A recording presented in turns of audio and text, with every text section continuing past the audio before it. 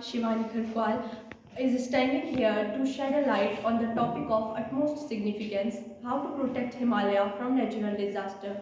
Himalaya are not only consist of natural beauty, but also this region face a lot of dangers just because of earthquake, landslides, snowstorms, and because of these natural disaster, the Himalayan ecosystem and the people who occupy this region face a lot of problems.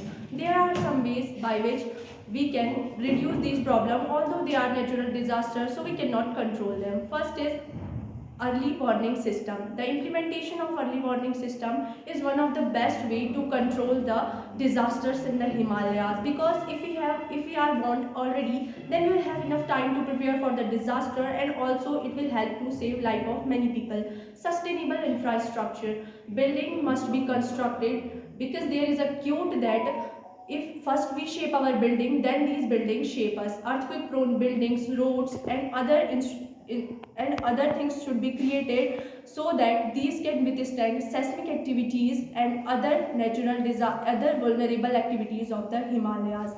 Reforestation and soil conservation. The rampant deforestation in the Himalaya is the cause of the landslide and soil erosion. This is because we all know that trees hold water, and if there will be no trees, then how will the soil will be conserved and water will be absorbed? Because God has protected the tree from the droughts, diseases and floods, but he cannot protect them from fools. And we are the fools that we are cutting trees even after knowing their importance in our daily life. Sustainable tourism practices.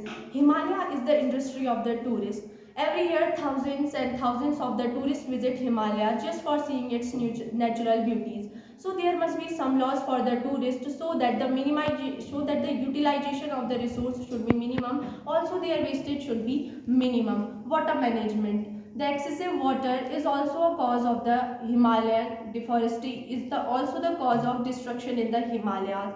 Better canals, dams, reservoirs must be created so that the water can be treated properly, and the people in those Himalaya region doesn't face any problem because of the excessive water.